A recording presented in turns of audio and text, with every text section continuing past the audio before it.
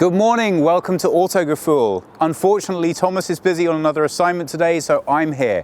My name is Brian and I'm going to be taking you through the Opel Insignia Grand Sport in full length, full HD and full detail. Let's go.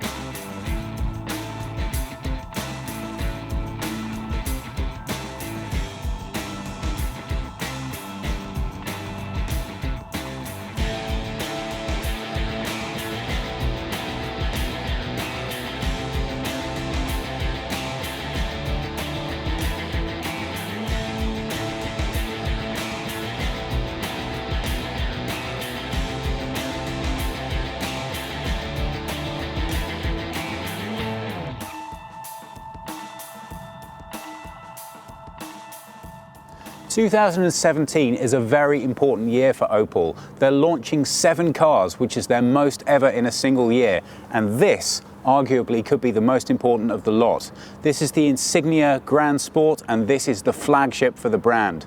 So why am I crouching down at the nose? Well, this is to give you a feel and a flavour as to what they want to do with the entire car. They've reduced the height by 3 centimetres and the drive behind it was to make it feel more athletic and stylish. And nowhere do they say that they've accentuated this more than at the front here. All Opel cars that have ever been built have this insignia built into the headlight. Here they've made it twice as large and they now have full matrix LED headlights. The headlights themselves are much more narrow and svelte than their predecessor, and they really accentuate the narrower feel of the front. They say it looks a little bit like a shark's nose. I don't know. What do you think? Opel's strapline for the car is that this is where artistry meets German precision. Well, you can certainly feel what they were going for in some of the details. This crease on the bonnet is very stylish and really helps aid the flow of the vehicle. That dropped height really comes to play as we move around into the side of the vehicle. Let's take a look. 20-inch alloy wheels help set the stance of the vehicle. That and the fact that they've moved the whole wheel position within the car forwards. That makes the whole thing look a lot more sporty. As the line flows through into the roof and then tapers off, you get much more of a feeling of a coupe, which in a car this size is quite impressive. Is that going to have an impact on the space inside though? We'll find out in a bit. Meanwhile, you have a nice chrome trim that accentuates the flow of the roof, a good high shoulder line that adds to that feeling of sportiness, and nice solid side panels. Overall, I would say the side of the car really doesn't disappoint at all. Talking of disappointment though, we come round to the back. Now, I think maybe that's too strong of a word.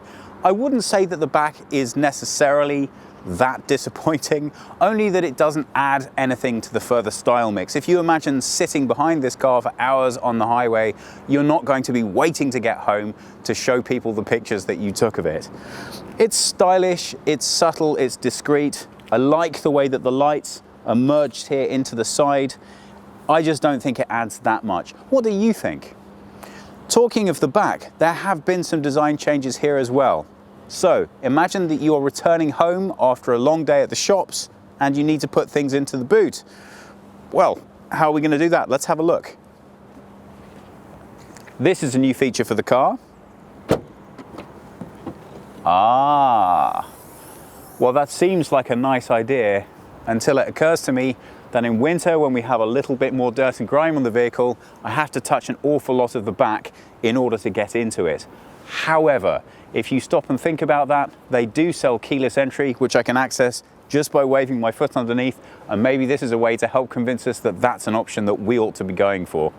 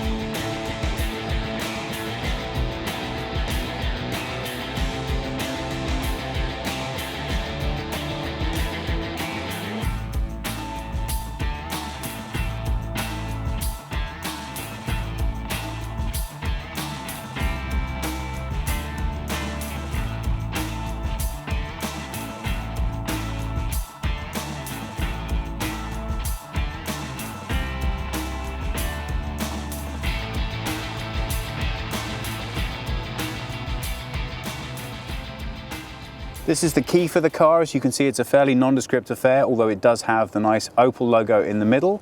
We have keyless entry for this vehicle, so let's see how that works. Nicely and pain-free. Opening the door up, the first thing that we have is a real sense of the quality upgrade that the vehicle has experienced. We have very nice, subtle detailing on the dashboard, the seat. Looks sophisticated and low-key, no overstatement here at all. Down a bit lower, we have the controls for the seat. We also have a memory function that allows us to make sure that we can save our settings, which is good because there are many settings for this seat. We have an up and down on the front, obviously forwards and back, height control here, lumbar support, and there's even an adjustment for the amount of grip that the sides provide for us. Looking at the door itself, we have a nice soft touch plastic on the top, followed by a carbon effect inlay, chrome door handles, locking controls, a nice chrome detail on the armrest, window controls, and obviously the controls for the wing mirrors. The side pockets are generous and spacious, so you can fit everything you need in here in the way of pens. There's a little pocket for change, and you can fit a 1.5 litre bottle of water in the front also. That comes in very handy. The door sill is accentuated with a really attractive chrome strip with the manufacturer's logo on it. That's a nice detail. It's not too much, it's just enough to tell you that you're stepping into something that's a little bit of an upgrade. Obviously we have colour matched carpets in the front, always a nice touch, because when they wear out, and they will wear out, you may replace them without any interference with the car itself. Let's step into the car and see how we find it. Okay, well, the first thing to note is that I will admit I am a short person. I'm only 5'10" in height, but there is plenty of headroom here and the seat is adjusted to be higher. So if you are a tall person, you will find that there's enough space here to make yourself comfortable. The seat adjustments also allow for a great degree of difference, longer, shorter legs, that kind of thing. Let's see how the steering wheel adjusts. We have a standard adjustment lever underneath the column. It telescopes and pivots up and down. That's nice and straightforward and a lot quicker than the electronic ones. Here on the cluster, we have the indicators right where we need them to be and the shift paddles easily accessible as well. The first feeling that you get from the interior is one of quality, which is really nice. There's a lot more in terms of sophisticated styling than the predecessor, and none of it particularly bothers the eye, which is really nice because the only thing I want to be thinking about when I get into this car is driving it, and that's exactly what happens. Once you get ready to drive this car, the first thing that you really notice are the improvements from the predecessor. And the nice welcome noise when you turn on the stereo. It's a lot more discreet and stylish than previous. My only complaints really would be that some of the features still give way to a little bit of the price issue. Clearly, you're going to have to make compromises somewhere if you want to make your car as cost effective as this is. So I could have lived without this dashboard. This is leather look. I personally don't like that. It doesn't look great, it doesn't feel great, and when the sun hits it, you really do know the material that it's made from. But that's only one feature. I like the way that everything has been decluttered here. Everything is focused on driving, and there are some nice features. Here we have a carbon effect inlay underneath the display screen, and that's really nice. I don't know if you find this, but often when I'm driving and I'm trying to make adjustments here, I wish I had something to rest my hand on while I'm making my selections. It's little thoughts like this that really make the difference to owning a car, and Opel have put that effort in. You can feel that in the way that the instruments have been put together generally. They're decluttered, they're straightforward, and they're easy to access. Again, keeping your attention where it really needs to be and where you want it to be, on the drive itself. Starting from the top, we have a storage area for sunglasses here, lights here, And then our OnStar features here. We can also switch Wi-Fi off for the car here, which is always nice when you're working with a camera guy. Coming down a bit further, we have the rear view mirror. It's a little bit more of the plastic effect. That's okay. Let's see what the middle console does. Well, we keep up the nice minimalist approach. Everything is in piano lacquered black. That looks very nice when it's new, but as we all know, it's a little prone to finger marks and you always have to wonder how it ages. But for now, it looks very good. In the front, we have where we would have had traditionally the cigarette lighter and the ashtray, which now we have a 12-volt power insert and we have 2 cup holders. Further back, we have the adjustments between Tour and Sport, turn on the automatic stop start, and we have the automatic distance control for the cruise control. Obviously the shift lever, an electronic parking brake even, sorry about that. We have a nice small storage area here, and then the main storage bin. Okay, so we have an inductive charging area for phones, a larger storage area behind, and then a USB point for both charging and connecting to the car. I did particularly like in the back where the USB points point out to you that they are for charging only, not for car connection. Why do I like that? Well, it saves me needing to spend an awfully long time explaining it to my children when they're trying to play their music. The front seat passenger hasn't been ignored as well when it comes to storage. They have a glove box to put their things in. Let's see what that looks like.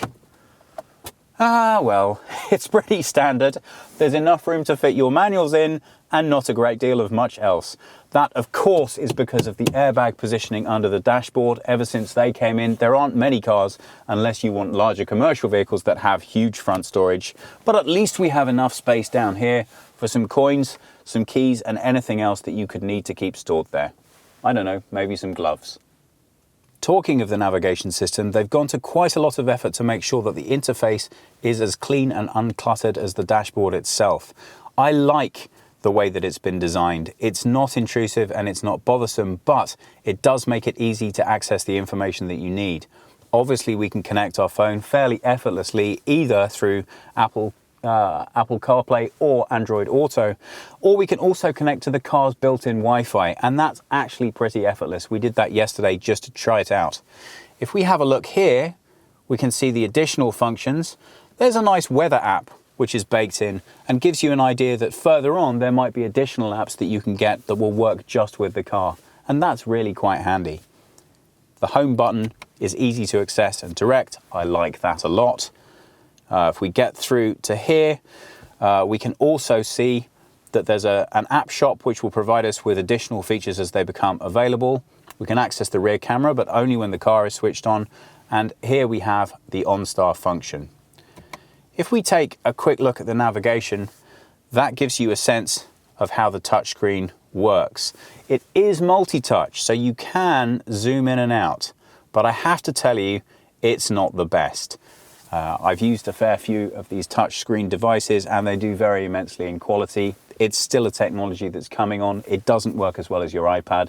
We're all used to that and it can be a little frustrating, but I can also tell you it's a lot better than many that I've had the experience of using. Certainly, as far as single point touch goes, it works great. The definition on the screen is nice, it's clear, it's easy to read, and it's easy to access. So that's the front. Now let's take a look at the rear. Aha! Well, you know what? I think I found out where the missing 3 centimeters went. They went into my head. Okay, as I mentioned before, I am a shorter person and I'm lacking a little in headroom here. So if it's tough for me, it's going to be tough for you if you're bigger. But that is compensated somewhat by the enormous legroom I have here. Again, the front seat's quite far forwards because it's adjusted for me, but you can see here, even if it's further back for a taller person, there is a lot of room for me to play with. That's the extended wheelbase coming into effect, and I think your rear seat passengers are really going to appreciate that. The feeling of quality has been continued throughout the back. Again, we have nice soft touch plastic on the top, nice carbon effect, and chrome effect door handles. Again, everything is low-key and not in any way intrusive into your experience of being in the car. As a rear seat passenger in the model that we're driving, you'll find that you have heated rear seats, always nice on a cold day. We also have our own air vents, and down below, not one, but 2 USB charging points. And if you have children like I do, you'll know how important that is. There are decently sized storage pockets in the doors at the rear, which is nice. Further storage can be had in these storage compartments on the rear of both of the front seats. They're fabric lined, so hopefully you won't gouge holes in anything that you put into there. And we have ISOFIX points on both of the rear seats. That's a particularly nice feature.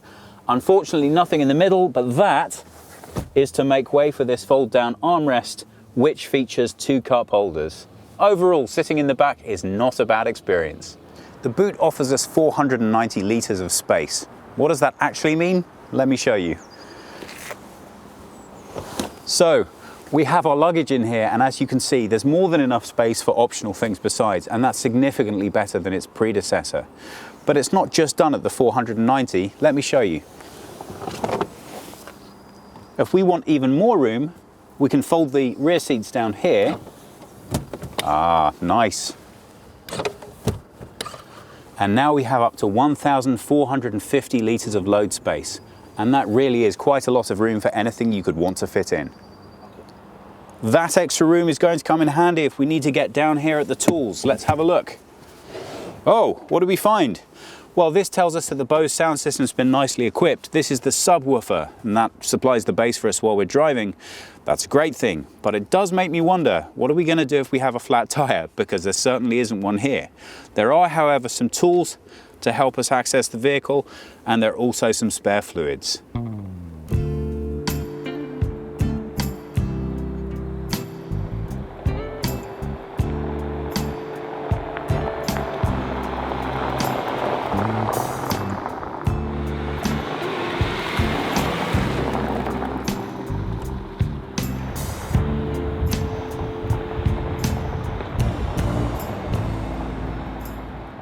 We've been joined by Werner Joris, who's the lead development engineer on the new Insignia. Werner, thank you so much for taking the time to talk to us.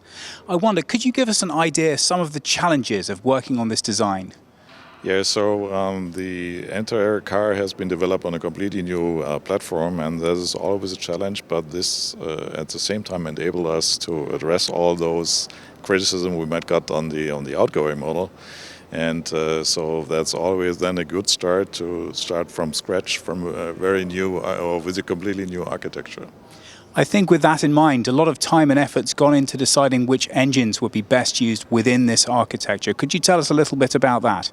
Yeah, so we're using only the latest generation of powertrains. So it's the entry model on the gasoline side is a 1.5 turbo engine. It's available in 2 variants with 140 and 165 horsepower. It can be mated with a 6-speed manual or 6-speed automatic transmission. And so we have our top-of-the-line engine. So this is a 2-liter turbo, 260 horsepower, 400 newton meters, and that always and exclusively comes with our completely new torque vectoring all-wheel drive, and as well with the completely new 8-speed automatic transmission. So it's extremely smooth. Shifting gears extremely smooth, and it's very compact to fit into this car and the architecture. It must have been extremely exciting thinking about putting that kind of power into this car. Did that represent any particular challenges with the design? Not for the design, but so to provide, or when you're providing 260 horsepower and 400 newton meter, so then an all-wheel drive is a good idea, and that's why we combine this 260 turbocharged, 2-liter turbocharged engine only with this combination. So we're lucky enough to have right in front of us a 1.5-liter petrol engine. I wonder, please excuse my ignorance, could you talk to me a little bit about what we're looking at right now? Yeah, so this is actually a model of the 1.5 turbo engine. So providing either 140 or 165 horsepower. It stems from the same engine family, what we call the small gasoline engine family, where we have the 1.4 turbo in the Astra. And to meet the requirements for the slightly larger Insignia, so we decided to increase the displacement by 100 cubic centimeters. And so this engine is full aluminum. And so it saves 16 kilograms compared to the 1.6 in the outgoing Insignia. Wow. That's a big difference. And I know this is the 1.5, but you had already mentioned the importance of using all-wheel drive with the larger engines, with the larger power requirement. There's also a big difference made, I think, when we get to the transmission. And we're lucky enough to have a cutaway one here for us to have a look at. And I'm lucky enough to have you here to tell me a little bit about it. Can we go take a look? Yeah, sure. So this is a cut model of our completely new 8-speed automatic transmission. So it's completely compact. So the overall dimensions are more or less the same than on a traditional 6-speed automatic transmission. It shifts gears extremely smooth, and because that we now have 8 gears available, so we can operate the engine always in the most efficient engine speed range. Well, we're lucky enough to have one of these on our car today, so I'm particularly excited to see what we're going to think of that a little later on. Yes, so you should try the Tour Sport button to experience the differences which we did. So as well for the suspension system, the steering characteristic, but as well the shift lines on the accelerator pedal. So the sensitivity of the pedal with these combination with the sport button, and yeah, so as said, so then you will experience a little bit different behavior of this transmission. So incredibly, the overall car design is actually 13% lighter than its predecessor. That amounts to 200 kilograms or thereabouts. That's quite an extraordinary achievement. Can you give me an idea as how you went about doing that? Yeah, so this is as well thanks to the new architecture. So with this a completely new setup to design the body in white, and so we are saving, of course, weight with the body in white. So because of new technologies, new processes, new materials, such as, so we try to visualize this a little bit here on this car with press hardened steel. So we have aluminum hood and such. And of course, there are some other components, seats, the powertrains, so all the other components where we have a substantial weight reduction, so which sums up to this saving of 200 kilograms. We are now lighter on the sports tourer. That's, of course, before I sit in it. I feel almost a little bit bad about that now.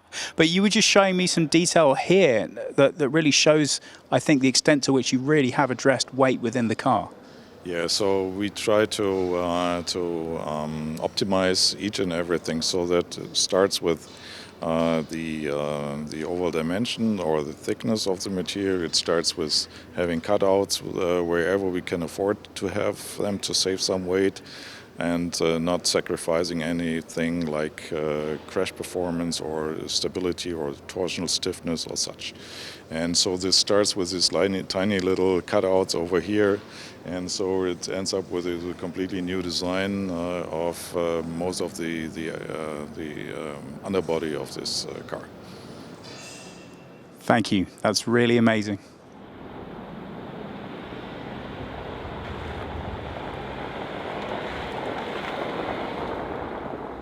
We've been lucky enough to be joined by Sven Weinfurtner, who's a very important part of the design team on the Insignia. Sven, I'm very excited to have you explain to me some of the challenges involved in this new design. It's me a pleasure for you to have you here and talk you through some design topics, for sure. First of all, I want to tell you the biggest goal of that car was really to capture as much as possible what you can see behind me, the concept car of the Monster, to capture as much as possible of that flavor, of that athletic feel into the production car. That was the biggest thing. And actually, the Monster show car was permanently next to the model in the studio for the whole design process. That's the reason why we got so much power, athletic and dynamic into the car. Okay? Now, I don't think I'm overstating it to say that the previous Insignia was really quite a popular car. So were you in any way concerned that with the redesign, you might risk losing a little bit of what made it so popular? No, and with the first Insignia, we call it sculptural artistry meets German precision, the first cycle. And with that car here, we pushed it to the next level in terms of sophistication, dynamic and athletic. So for us, it was just a progress. Now, I know that the overall height of the car has dropped. Did that really help add to the shape that you were going for with the Monza? For sure, because now let's talk a little bit about proportions, because proportion is everything in design. You referred to the height of the car. For sure, we dropped the height of the car 30 mil, together with this coupe-ish roofline. That's exactly why we call it Grand Sport, because it's a close link to a four-door coupe. And together with the wider track, the elongated wheelbase, and really important for design, we managed to push the front wheel forward relative to the cabin to get more dash to axle. We call it the prestige distance. That makes the car has a really proud look compared to the old one. Was there anything that you found with the redesign that was particularly challenging for what you wanted to achieve? Particular challenging? That's a good question. The whole design process is every time challenging. We have to fight with aerodynamic, with engineering, so it's every time a compromise. But I think that car isn't just a compromise, it's a beauty. Excellent. Dare I ask you, what's your favorite feature? The favorite feature, I think the whole car looks great, but in particular, let's start with the front. That's usually the first thing you notice of the car. If I may point out the layout of the grille, it's almost turning back on itself, which gives the car, let's say, this shark nose appeal and a really low attitude. And together with the really thin sculptured headlamps, the car gets an even wider impression from the front. Again, gets a proud feel on the street. If you're now at the front lamp, I just want to point out everybody knows our Opel signature wing. But here it's done in a totally different way. We had added a double wing signature to really play that German precision. So everything is for detailing. And for sure, as everybody knows since the current Astra, our LED matrix headlamp. So, and also a hint to the Monza show car again, every crisp line, nicely sculptured, especially here on the long hood, which we extended by the way, is also linked to the show car Monza. Well, thank you so much. I think it looks great, but I understand that you made a slightly bigger one for different requirements. We made a bigger one, which is over there, if you want to have a look. Let's go take a look. Okay, what I already mentioned, we dropped the roof and added that coupe-ish roofline. And the coupe-ish roofline with the nice chrome stripe on top, together with the nicely sculptured line and that we call it Opel blade, we have it on several cars. The whole car gets an athletic stance, so the whole dynamic pushes on the rear of the wheel and really gives the car that dramatic stance. And for sure, a more coupe-ish feel. And everything shoots towards the rear, adds again a lot of dynamism to the car. When I come to the rear, we also, as in the front, try to get the tail lamps as slim as possible to really get the car as much as possible width. And as in the front, we added that double wing signature to play up a more high-tech look, a more premium look. But in general, we cleaned out everything to be more sophisticated. Well, you've gone to an awful lot of effort to make sure that it looks sleek and stylish, but I wonder, what would it do to the design when you made the larger model? The larger model? Okay, as you mentioned, we have a bigger one available, the station wagon. And for sure, we elongated the wheelbase, as I already mentioned, in order to play up a bigger interior. But not only from a passenger compartment, as well from the trunk. But as you can see, the overall car doesn't look that big. So what did we do? We took, again, inspiration from the Monza show car. And the typical thing of the Monza show car was this chrome blade, which really runs over the roof line, over the window line, and cuts the pillar. And that helps us to break up the mass. So visually from the outside, the car looks way lower and sleeker, together with the chromish rooflay, which extends the car even more without violating the interior. We can have a closer look. May I open the trunk? I'd love to see that. Okay, as I mentioned, from the outside, it's sleek and dynamic, and from the inside, still huge. And I think you will immediately spot the wider load-through, the higher load-through, and the shorter distance compared to the old Insignia, which is way more convenient to load stuff in. So what does that give us in terms of load space? In load space, I guess it's 130 liters more than a current Insignia. But look at it. It's huge. I'm not calculating numbers. When you'll see the car from outside, from a designer point of view, it looks sleek and dynamic, and inside, it's a bus. I think we have even enough space in here for your camera batteries. What do you think?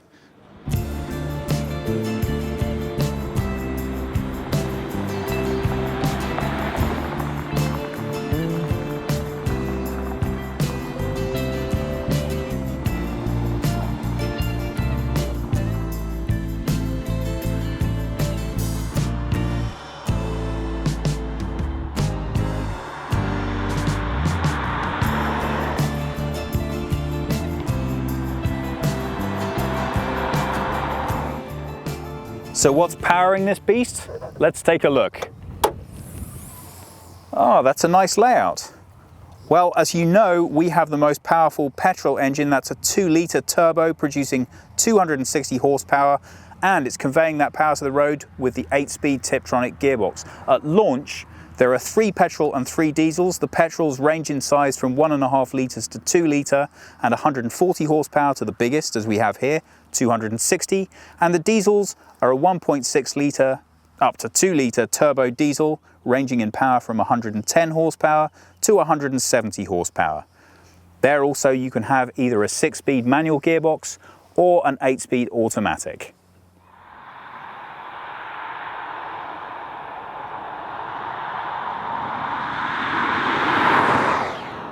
So, having heard so much about the Insignia, it's really nice to be able to have the opportunity to give it a try for ourselves. The first thing to note about the car is obviously the driving position within it. It's been lowered by 3 centimeters, and that really changes how you relate to the car. I'm much lower down or deeper into the car than I would have been in the previous model, and it can't be denied that definitely does help add to the feeling of quality that you get. It's hard though to drive this car without feeling slightly that it's trying to be something a little bit more than it is. Let's find out how that weighs up with the actual delivery. The drive actually feels smooth and precise, which for me, I have to be honest, is a little bit of a surprise. I thought it would be a little looser, and I'm liking that it feels like it has a lot of intention. Delivery of the power is good, although it should be noted that we have the top engine. I have 400 Newton meters of torque at my disposal, which is very nice, and it's delivered of course through all-wheel drive, so the car does feel like it's behaving as I would want it to. Our car comes with different drive modes. We have Tour and we have Sport. We'll wait till we hit the Autobahn to really find out what we can do with the Sports. But for now, the car feels polite, it feels precise, and it feels balanced.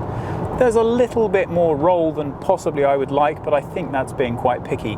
The main difference I'm noticing so far between this and its predecessor, other than the ride height, is the noise, or rather, the lack of noise. They've done a huge amount with the sound insulation of this car, so you can now have a conversation without feeling as if you're in the middle of a wind tunnel. That might sound a little bit unfair, but it has come on a long way. The dashboard feels nice and not too cluttered. I like the way that they've integrated the central display to offer you different options when you want to have different information.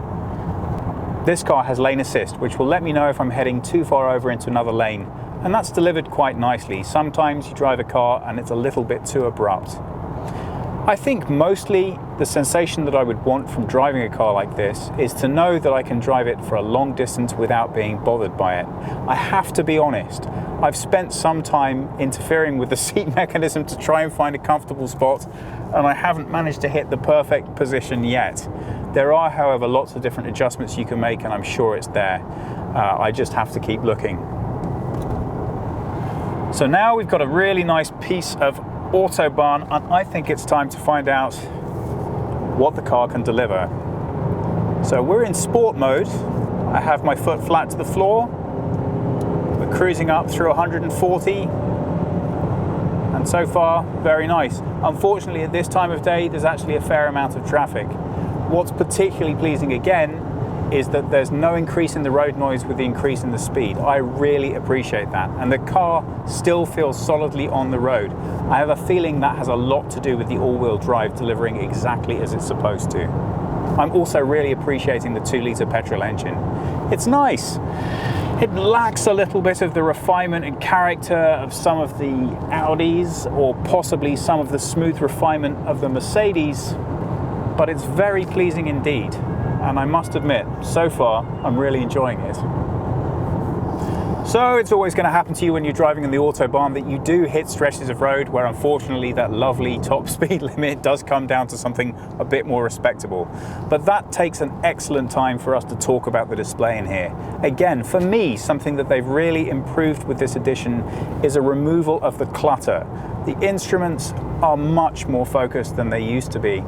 I have buttons that represent only the things that I need to access, and they're all readily available. The last model was a little bit a case of having a button everywhere for everything.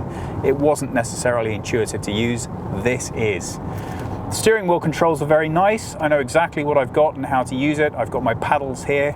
If I want manual gear shift, I've got my distance control, cruise control just here. Phone functions. The infotainment system is fully kitted out to function with both Android Auto and Apple CarPlay. That's nice. Obviously, being a GM car, they're very keen to explain to you the benefits of OnStar. That's a button up here. Now, we heard a little bit about that earlier, which sounded kind of exciting. They said that what they were going to do was link that to a services that meant you could use it for a little bit more than just standardly reporting that you have a problem with your car. Newly available will be the facility to book hotels, for example, if you're registered with Booking.com. I think also you'll be able to do things like remotely unlock your car if you've made the unfortunate move of locking your cars inside. Hopefully that shouldn't happen too much. We're also benefiting from a head-up display, and that's really nicely organized. We have 3 buttons just here that allow us to adjust it for height, for definition, and also for what's included in the head-up display. So you can get different information about either the directions you're getting from the sat-nav, your speed, or even your engine efficiency. I like that. I think that's helpful and it's not obtrusive. So now it's time for us to do the test between 80 and 140 and see what the car can deliver. We are in sports mode, so let's find out.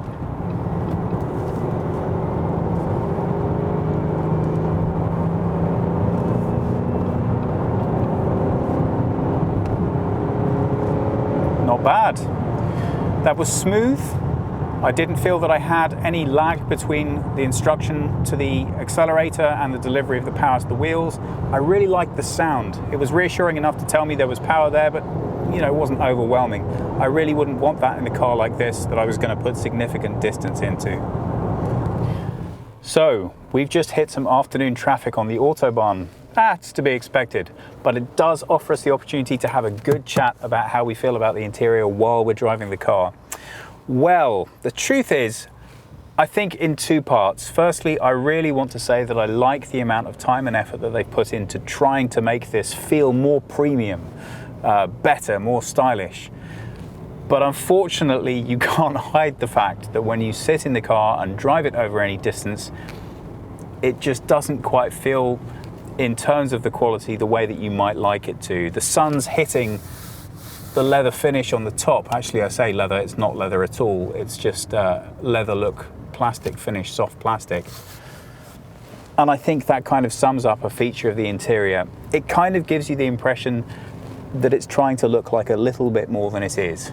That's not so bad. I just wonder if over time, as you keep driving the car, maybe it just might make you feel a little less. But I will say you're not paying for this what you're paying for an E-Class. You're not paying for this what you're paying for a 5 Series. So maybe I'm being a little bit unfair there. Given all the toys you get and the range of equipment that you have within the vehicle, it's really pretty pleasing overall. Let's take another look again at the instruments. Over here on the steering wheel, I have the ability to scroll through the varying different functions that we have available, and you can take a look at absolutely nothing, seeing as we're not using that in the edit.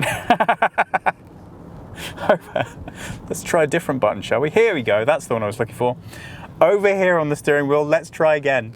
We have the ability to scroll through the functions which are changeable for the center of the console. Obviously, the left and right with the fixed gauges are permanent, but they've done a nice job of making the display look as if it fits. Some digital displays just don't look quite right. This one sits quite happily within the standard setup. Let's have a look and see what we can find.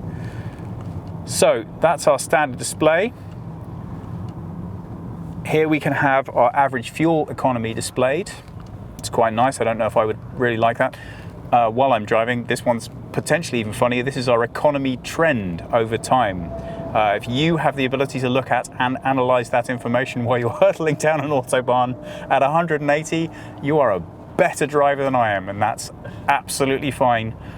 Here we are allowed to set the distance that we want if we're using adaptive speed control between us and the car in front. This obviously tells us what our permitted speed is. I like that very much. It's a very useful function, but I already have that, so I don't need to replicate it. This gives us a live report on our tire pressures. That's a very nice feature. And I've never seen this on a display before, but I might want it someday. Chances are I'll get back home and think, oh, I wish I knew this about my car. The remaining oil life, 89% we have. That tells us how long before we need to change the oil. Again, not necessarily important to me while I'm driving on the Autobahn, but good to know that it's there. Fuel range, trip distance, and that brings us back to our speed, which sadly is only currently 8 kilometers per hour. So I hope I'm managing to provide you with the information that you want about driving this car. This is my first review with Autogefühl, so obviously I'm not quite as polished as Thomas. If there is information that I've missed that you really want to know, please put it in the comments section and we'll be happy to tell you anything that you want to know about the car. In the meantime, what I really like to do is to tell you what my experience of it is. And so far, I have to say, overall, I'm actually pretty pleased. So we mentioned earlier that there was an OnStar feature with this car whereby theoretically you can also use this now to book hotels. But we don't know if that's going to work because we haven't tried it. Well, the whole point of doing a test with the car is to find out if the features that the manufacturers tell us are up and functional. So, as a first for Autogefühl, I'm now going to push the OnStar button and we'll see, 1, is the person really in Luton? I'm intrigued by that. And 2, can we actually book a hotel? Let's find out. Connecting to OnStar. This call may be recorded for quality purposes.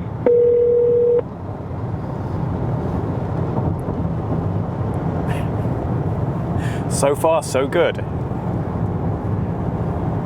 Okay, so... OnStar, Mark speaking. How may I help you? Hi Mark, how are you today? Very good indeed, sir. How may I be of assistance to you today? Mark, I'm a journalist doing a test drive of the new Insignia in Germany. They've just been telling us all about the new OnStar features. I just wanted to phone up while I'm driving the car and just find out if they work. So... I'd be glad to help you with that, sir. To give you some sort of, obviously you're travelling at the moment, yes? Yes, that's correct. Right, okay. Well, one of the things that we can do, if you wished us to, is to, for example, send you a destination download into the navigation system of your vehicle. So if you could give me perhaps or somewhere that you'd be interested for to give you driving instructions to from where you are at the moment, I'll be delighted to do that. Well, that's great. Happily, we actually know where we are and where we're going currently, but it's really nice to know that we could have that feature. I have to ask you, are you in Luton? I'm not at liberty to say so. We are in the UK. They told us that you were in Luton, and I was surprised. So I only wanted to ask, but I understand you can't share the information. The other question that I wanted to ask, they told us that you would be able potentially to help us with hotel bookings. Is that also a feature now? That is an actual fact a feature, yes. That's great. So I would be able to just standardly push OnStar and book a hotel while I'm driving? You would indeed, yes sir. Well, that's superb. Just so you're aware as well, on a similar basis, we can do that with car parking as well, if required. That's absolutely perfect. So I can phone you up and you can organise me a hotel room in a car park? If you wanted to, preferably we could organise a car park for your car and a hotel room for you. That sounds ideal. Thank you so much for your time. My great pleasure. Have a very safe onward journey. Thank you for your inquiry with OnStar, and we look forward to being of service to you again soon. Goodbye. Thank you. Now. Thank you. Goodbye. Your OnStar call has ended. Goodbye. Well, that was actually a fairly pleasant experience. It worked, it was pretty quick, and I really liked, I didn't know, but I really liked this feature they have where they will send you a map for your destination. I don't know about you, but I often find that I'm driving in a place and then I do not want to interfere with the navigation while I'm trying to change my destination. So that could turn out to be an incredibly useful feature.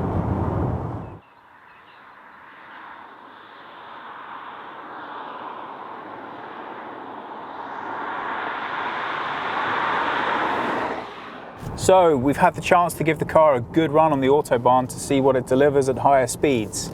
And now we're a little bit more in a scenic setting. This is more kind of day-to-day use for This is a little bit like where I live, might be like where you live too. Important is to see how the car adapts between the two. I mentioned we have different drive modes in the car that allows us to determine a few of the characteristics, not all I have to say, and that is noticeable. Currently we're still in Sport. The other option that we have here is Tour. Standard is of course standard, Tour is the more relaxed of the three styles. Let's find out what that does to the riding characteristics. Well, it certainly didn't calm that car down at all.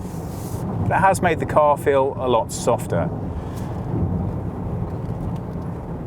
Braking is less urgent, there's less body roll now.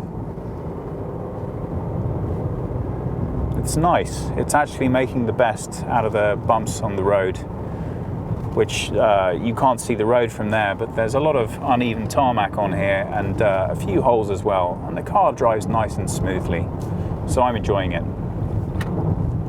Once you get out around town, especially small towns in the car, you really start appreciating some of the driver assistance systems.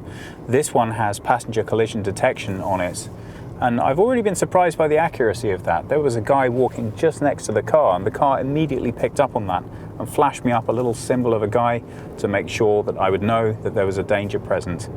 That's nice. I don't know how practically useful that's going to be every day, but if you're driving somewhere where there are lots of children present during school time, that's a handy feature to have. Now we're out on the open road again, and I really want to get a sense of the handling of this car. So I'm going to enjoy myself a little bit. Let's put it in Sport and see how it likes corners.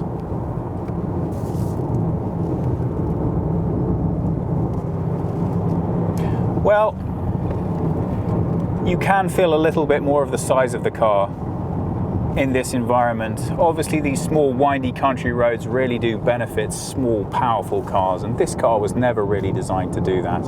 It's happiest when it's cruising at steady speed out on the open road, but it doesn't hold itself up too badly in these nice tight windy roads.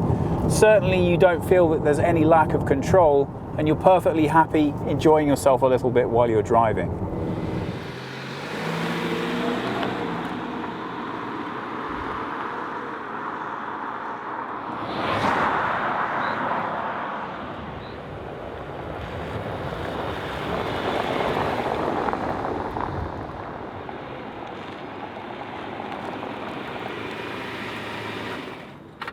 So it's time for the summary, and what do we think of the Opel Insignia Grand Sport? Well, overall, I have to say that we're actually pretty pleased. Aesthetically speaking, the changes that they've made to the car are really positive. Reducing that height, extending the wheelbase has given us not only a lot more much needed internal space inside, but it's also made the car appear much more sporty and dynamic. I'm personally going to feel quite happy having one of these sitting on my driveway. I like the way that they've increased the style elements of the car without really changing the dynamic of what it actually is. How does that impact on the drive? Well, again, we really liked the higher engines. I have to be honest, they don't deliver the crisp punch that you want from other vehicles within the segment, but let's look at that pricing.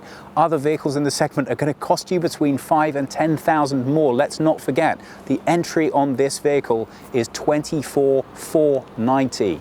That is not very much money for an awful lot of car, and you can have it very nicely equipped for not a huge amount more.